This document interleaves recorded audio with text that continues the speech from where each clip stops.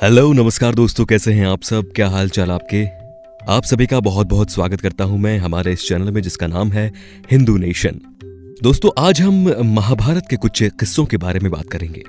महाभारत को हिंदू धर्म का 5वां वेद माना जाता है कि इस महाकाव्य में व्यक्ति, परिवार, समाज, धर्म, कर्म, माया, ईश्वर, देवता, राजनीति, कूटनीति, महासंग्राम, महाविनाश, ज्ञान, विज्ञान, तंत्र, साधना, भक्त, भगवान और न जाने कितने ऐसे अनेकों विषयों के बारे में विस्तृत वर्णन किया गया है।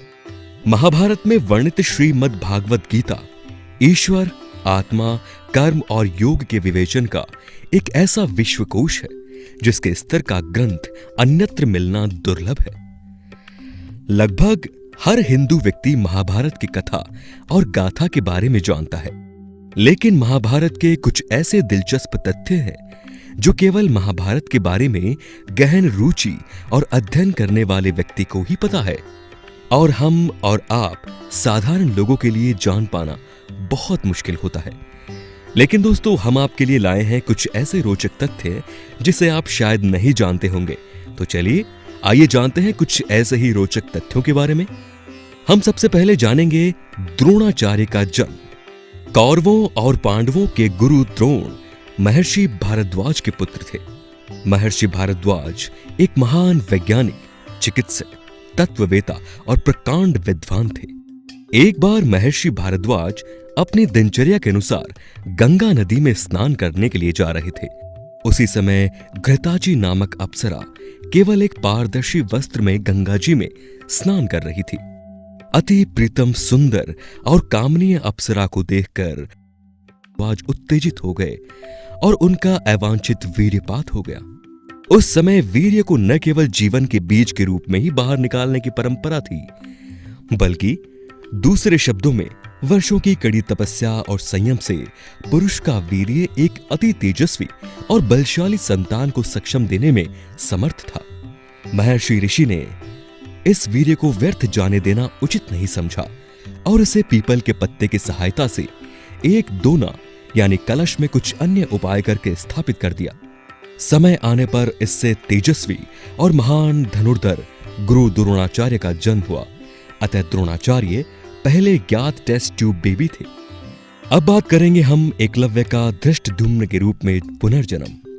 एकलव्य को महाभारत काल का एक महान और सर्वश्रेष्ठ धनुर्धर माना जाता है। एकलव्य एक ऐसा श्रेष्ठ धनुर्धर था जिसके सामने अर्जुन और कर्ण भी कुछ नहीं थे। एकलव्य ने अपने गुरु की मूर्ति से ही शिक्षा ग्रहण की थी और धनुर्विद्या में निपुण हुआ। एक बार की बात है जब द्रोणाचार्य अपने शिष्यों के साथ जंगल में गए हुए थे, तब एकलव्य को देखकर उनका कुत्ता भौंकने लगा। तभी एकलव्य ने अपने तीर से उस कुत्ते के मुंह को बंद कर दिया, जिसे देखकर द्रोणाचार्य काफी ज्यादा प्रभावित हुए और जान गए कि भविष्य में यह लड़का अर्जुन से भी ज्यादा शक्तिशाली और श्रेष्ठ धनुर्धर बनेगा। उसके बाद द्रोणाचार्य ने एकलव्य के साथ छल कर दिया और एकलव्य से गुरु दक्षिणा के रूप में उसके दाहिने हाथ का अंगूठा मांग लिया। एकलव्य ने खुशी खुशी अपने दाहिने हाथ का अंगूठा अपने गुरु को दक्षिणा में दे दिया। आपको बता दें कि एकलव्य देवश्रवा का पुत्र था। जब रुक्मिणी का स्वयंवर चल रहा था, तब एकलव्य ने अपने पिता की जान बचाते हुए मारा जाता है, क्योंकि वो धनुर्विद्या में उस समय निपुण नहीं था जितना वो पहले हुआ करता था। भगवान श्री कृष्ण ने एकलव्य के बलिदान से प्रभावित होकर उसे वरदान देते हैं कि वो अगले जन्म में अपना प्रतिशोध लेगा और आगे जाकर महाभारत युद्ध के दौरान द्रोणाचार्य का वध जिस धृष्टद्युम्न ने किया था, वो कोई और नहीं बल्कि एकलव्य ही था जिसका पुनर्जन्म हुआ था। अर्जुन के अलावा श्री कृष्ण के विराट स्वरूप को 4 और लोगों ने भी देखा था। दोस्तों, युद्ध के शुरू होने से पहले ही शत्रु सेना में अपने सगे संबंधियों को देखकर अर्जुन के मन में वैराग्य उत्पन्न हो गया, और जिसकी वजह से अर्जुन ने अपने सगे संबंधियों के साथ युद्ध करने से मना कर दिया।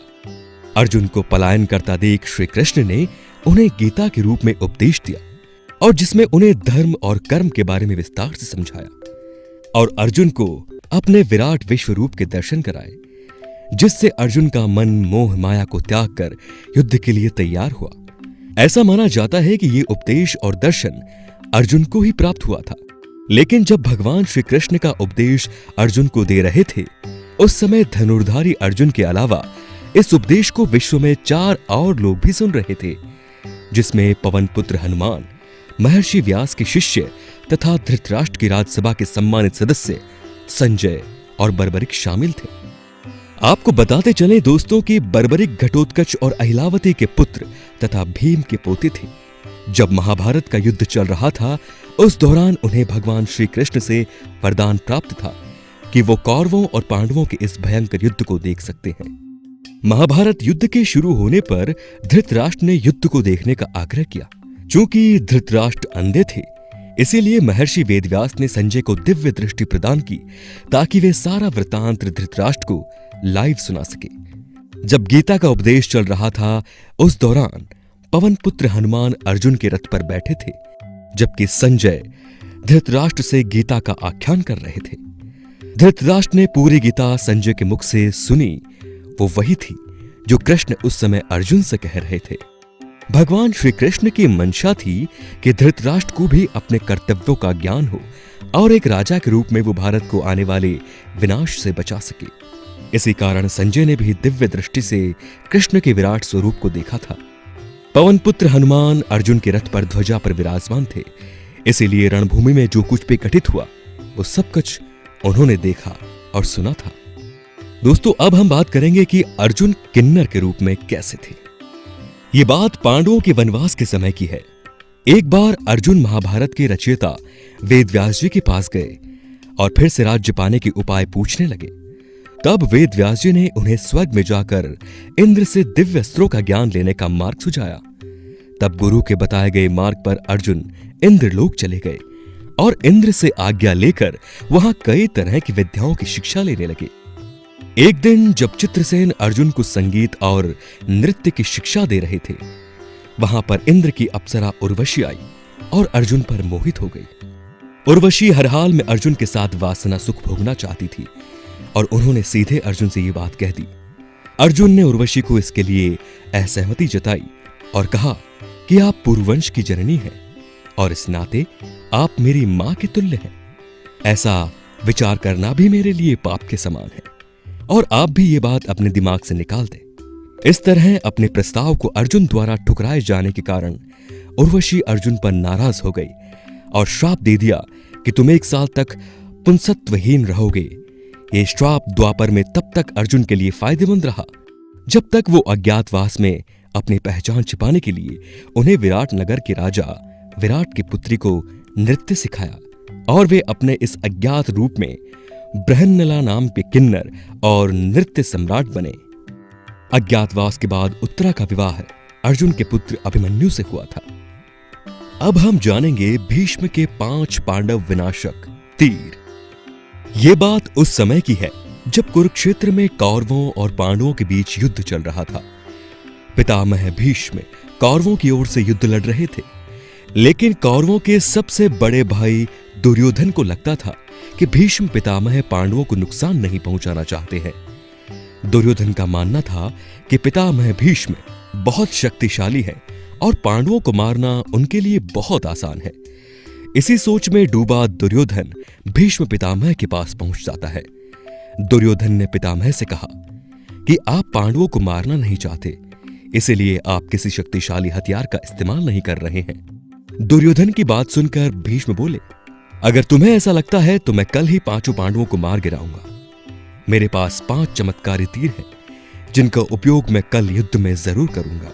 भीष्म पितामह की बात सुनकर दुर्योधन बोला, मुझे आप पर भरोसा नहीं, इसीलिए आप ये 5 चमत्कारी तीर मुझे दे दीजिए, मैं इन्हें अपने कमरे में सुरक्षित रखूंगा। भीष्म ने वो 5 तीर दुर्योधन को दे दिए। वहीं दूसरी ओर श्री कृष्ण को जब इस बात का पता चला तो उन्होंने अर्जुन को इस बात की जानकारी दी। अर्जुन ये सुनकर घबरा गया और सोचने लगा कि इस मुसीबत से कैसे बचा जाए।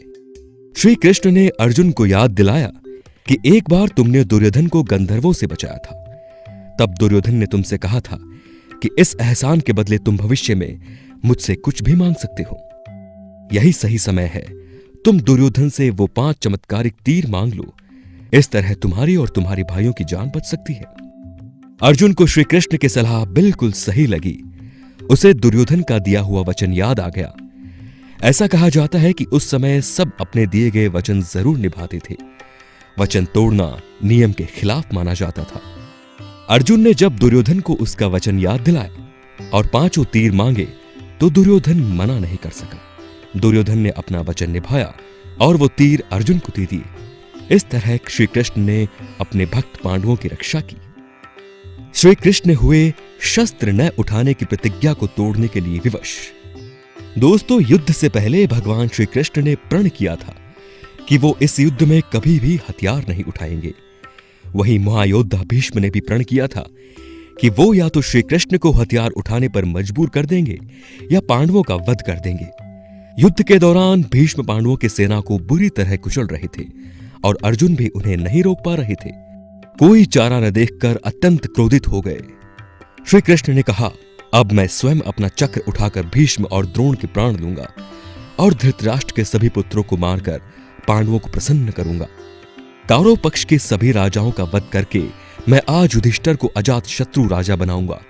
इतना कहकर कृष्ण ने घोड़ों की लगाम छोड़ दी और हाथ में सुदर्शन चक्र लेकर रथ से कूद पड़े। उसके किनारे का भाग छुरे के समान तीक्ष्ण था। भगवान कृष्ण बहुत वेग से भीष्म की ओर झपटे। उनके पैरों की धमक से पृथ्वी कांपने लगी। वे भीष्म की ओर बढ़े। वे हाथ में चक्र उठाए बहुत जोर से गरजे। उन्हें क्रोध में भरा देख कौरवों के संहार का विचार कर सभी प्राणी हाहाकार करने लगे। उन्हें चक्र लिए अपनी ओर आते देख भीष्म जी बिल्कुल नहीं घबराए। उन्होंने कृष्ण से कहा, आइए आइए, मैं आपको नमस्कार करता हूं। भगवान को आगे बढ़ते देख अर्जुन भी रथ से उतरकर उनके पीछे दौड़े और पास जाकर उन्होंने उनकी दोनों बाहें पकड़ ली। भगवान रोष में भरे हुए थे। अर्जुन के पकड़ने पर भी वे रुक न सके। जैसे आंधी किसी वृक्ष को खींच लिए चली आए, उसी प्रकार वे अर्जुन को घसीटते हुए आगे बढ़ने लगे। अर्जुन ने जैसे तैसे उन्हें रोका और कहा, केशव, आप अपना क्रोध शांत कीजिए। आप ही पांडवों के सहारे हैं। अब मैं भाइयों और पुत्रों की शपथ लेकर कहता हूं कि मैं अपने काम में ढिलाई नहीं करूंगा, प्रतिज्ञा के अनुसार ही युद्ध करूंगा। तब अर्जुन की यह प्रतिज्ञा सुनकर श्री कृष्ण प्रसन्न हो गए। दोस्तों, आज की वीडियो में अंतिम जो बात मैं आपको बताने वाला हूं वो ये कि जब अर्जुन युधिष्ठिर को मारने के लिए हुए विवश। महाभारत के कर्ण पर्व में बताया गया है कि जब अर्जुन ने युधिष्ठिर को मारने के लिए तलवार उठाई तब श्री कृष्ण ने उन्हें किस प्रकार बचाया। गुरु द्रोणाचार्य की मृत्यु के बाद कर्ण को कौरव सेना का सेनापति बनाया गया। सेनापति बनते ही कर्ण ने पांडवों की सेना में खलबली मचा दी। कर्ण द्वारा अपनी सेना का सफाया होते देख युधिष्ठिर उससे युद्ध करने पहुंचे। कर्ण ने युधिष्ठिर को बुरी तरह से घायल कर दिया। युधिष्ठिर को घायल देख सारथी उन्हें युद्ध से दूर ले गया। इस बारे में जब अर्जुन को पता लगा तो वे श्री कृष्ण के साथ युधिष्ठिर को देखने उनकी छावनी पहुंचे। अर्जुन और श्री कृष्ण को एक साथ देखकर धर्मराज युधिष्ठिर ने समझा कि अर्जुन ने कर्ण का वध कर दिया और मेरी पराजय का बदला ले लिया। जब युधिष्ठिर को पता चला कि कर्ण अभी तक जीवित है तो उन्हें अर्जुन पर बहुत क्रोध आया।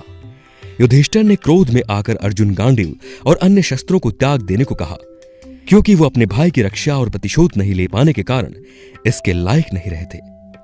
यह सुनते ही अर्जुन को बहुत क्रोध आया और उन्होंने युधिष्ठिर को मारने के लिए तलवार उठा ली। श्री कृष्ण उसकी मंशा ताड़ गए और उन्होंने अर्जुन को रोक दिया। अर्जुन ने श्री कृष्ण को बताया कि मैंने गुप्त रूप से प्रतिज्ञा की थी कि जो कोई मुझे अपने शस्त्र दूसरे को देने के लिए कहेगा मैं उसका सिर काट लूंगा। श्री कृष्ण ने अर्जुन से कहा कि तुम आज युधिष्ठिर का थोड़ा अपमान कर दो। सम्मान योग्य व्यक्ति का अपमान करना उसकी हत्या करना जैसा है। श्री कृष्ण की बात सुनकर अर्जुन ने युधिष्ठिर को ऐसे कटु वचन कहे जैसे पहले कभी नहीं कहे थे। दोस्तों, अर्जुन इस घटना से क्षुब्ध होकर आत्महत्या करना चाहते थे। युधिष्ठिर का अपमान करने से अर्जुन को बहुत बड़ा दुख हुआ और उन्होंने आत्महत्या करने के लिए तलवार उठा ली। श्री कृष्ण ने अर्जुन से कहा कि तुम स्वयं की तारीफ करो, ऐसा करना आत्महत्या करने के समान है। अर्जुन ने ऐसा किया। अर्जुन के कठोर वचन सुनकर युधिष्ठिर बहुत दुखी हुए और वन जाने के लिए तैयार हो गए। तब श्री कृष्ण ने युधिष्ठिर से कहा कि मेरे ही कहने पर अर्जुन ने आपका अनादर किया है, आप उसे क्षमा कीजिए। इस प्रकार भगवान श्री कृष्ण ने अर्जुन और युधिष्ठिर दोनों को ही अधर्म करने से रोक लिया। इस प्रकार अर्जुन व श्री कृष्ण पुनः अपने रथ पर सवार होकर युद्ध करने निकल पड़े। तो दोस्तों, ये था हिंदू नेशन का आज का वीडियो। कैसा लगा? अगर आपको पसंद आया हो तो लाइक करें, चैनल को सब्सक्राइब करें और वीडियो को शेयर जरूर करें। और फिलहाल अपना ख्याल रखिए। मिलते हैं अगले वीडियो में। धन्यवाद।